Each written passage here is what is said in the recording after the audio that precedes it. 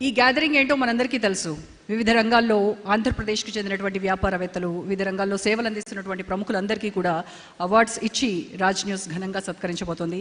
So let's begin the event.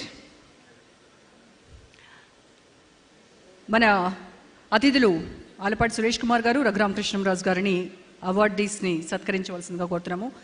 Let me call upon outstanding health care hospital award goes to KIMS